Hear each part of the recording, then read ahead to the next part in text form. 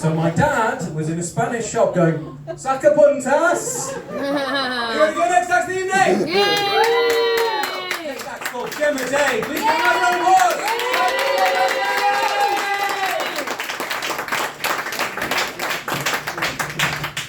Thank you. Oh, I'm tired. So tired. I'm so tired. It's these muggy nights, isn't it? It's like so hard to get to sleep.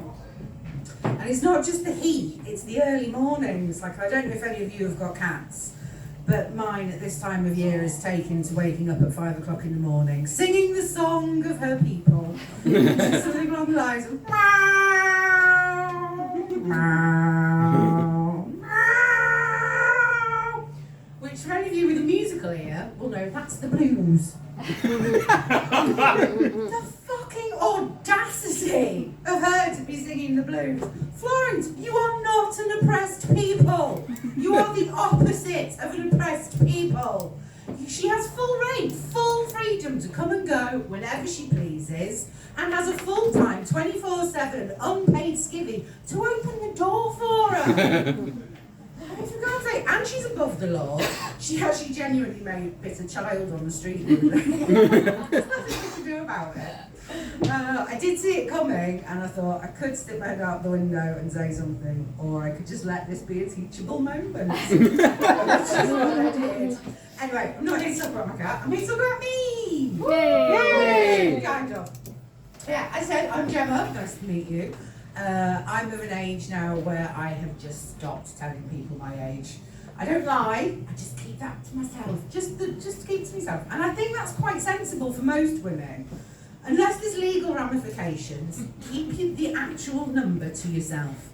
Because I've found that as a woman, if you tell strangers your age, it's much like sticking a number into a vending machine.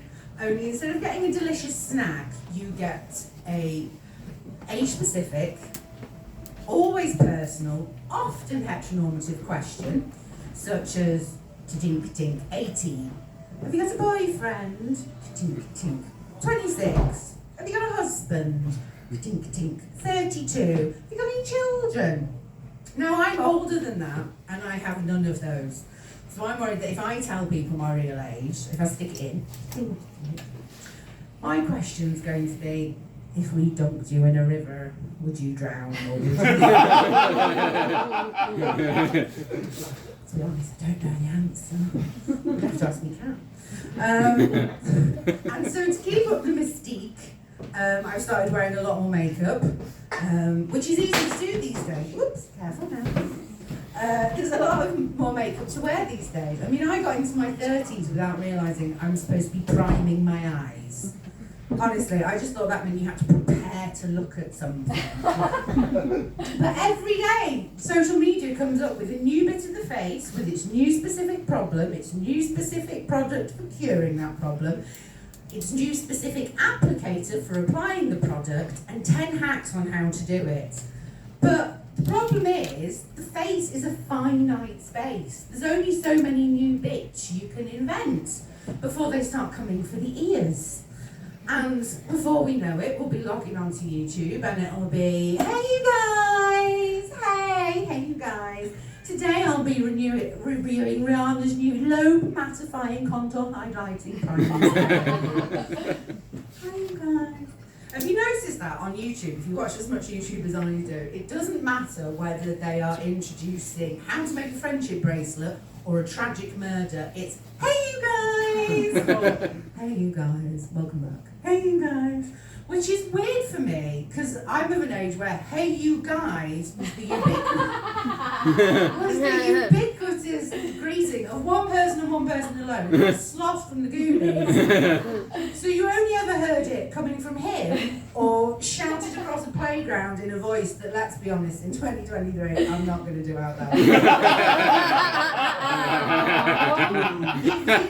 You know. So yeah, it's not just makeup there's loads more of, there's loads of cosmetic procedures on the market.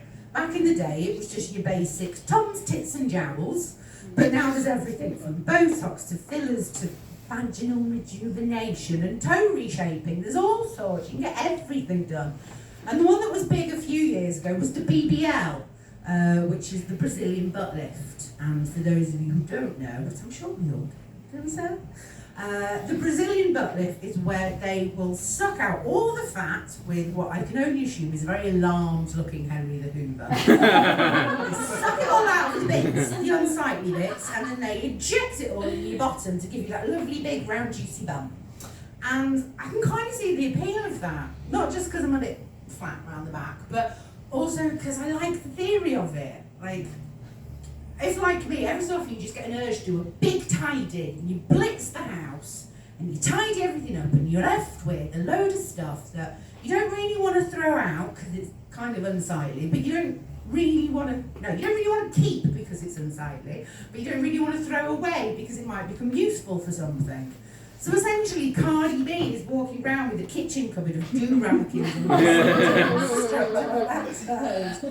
but that one's kind of going out of fashion, and what's coming in, the big hot one at the moment, is buccal fat removal. Now, if you know what buccal fat removal is, it's where they take the fat pocket that forms the cheek and just remove the whole thing to give you a sort of cheekbony editorial look. And I'll be honest, on the stars that have had it done, they do look really good. They look great. They look very edgy, very cheekbony, fabulous. But they're all very young, they're in their 20s. So they can kind of get away with it because fuller cheeks are a sign of youth and sort of thinner, more collapsed cheeks are a sign of ageing. So if you have your buccal fat removed in your 20s, you'll look like a supermodel. By the time you're in your 30s, you'll look like you're in your 50s, and by the time you're in your 50s, you'll look like a haunting. You'll have to announce yourself coming into rooms. Like, can you imagine a house party just entering silently, and then people having to turn around and go, oh, shit, oh, fuck. Hi, Jane. Hi. Welcome, come on in. Sorry, I thought we were going to have to call a priest then. Come in. Is that Pinot? Lovely. Put your coat down there. Oh, great. Lovely to see you. So that doesn't seem like a brilliant idea to me. But then doing mad shit to yourself in the name of beauty is nothing new. It's a tale as old as time. The big clicky-clacky long fingernails, fake fingernails, they date back all the way to ancient Egypt. They were originally made from ivory and they were a status. Hello. Hi. Yeah, lovely. Yeah. Sorry, darling. What, you won't dance with that. That's It's alright. Yeah. It's alright, it's not broken. It's not broke. Good case.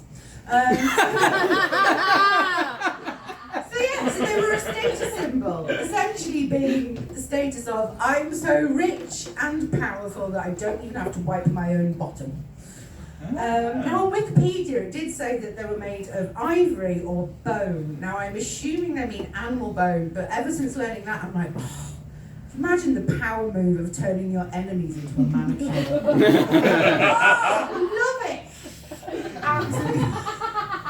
Absolutely fabulous. So yeah, but when I was at my most impressionable in my teens, it was the era of the waif. The time when Kate Moss famously quoted as saying, "Nothing tastes as good as skinny feels." And nothing perks up an eating disorder like a catchphrase, so thanks for Kate, loves you babe. But yeah, the waif, also commonly known as heroin cheek, which, let's all just drink that in from a 21st century's perspective. Heroin chic. I was told as a teenager, I was sold these images where there were all these very, very skinny models, clavicles sticking out further than their tits, going, look at me, you should be like me. I look like a sexy smackhead. I'm so skinny because I can't buy food. I've spent all my money on a debilitating drug addiction. And I've been banned from the food banks for robbing all the tin foil. Buy this £100 t-shirt.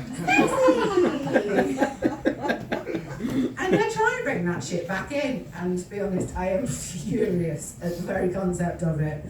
But they know they're bringing it back in, because if you look at the barometers of bullshit body standards, the Kardashians, we've got Kim, she's crash dieting, very 90s. Everything she'd had inflated, she's had deflated, much like the furniture of the 90s. And so it's only a matter of time before we've got Kylie in her makeup tutorial going, hi you guys, hey. Join me today where I teach you how to get that collapsed vein weeping sore aesthetic. Use this 45 quid eyeshadow palette to make you look like you've slept in a shop doorway. Poverty's such a vibe, you guys. Remember to like and subscribe. I've been Gemma Day. Bye.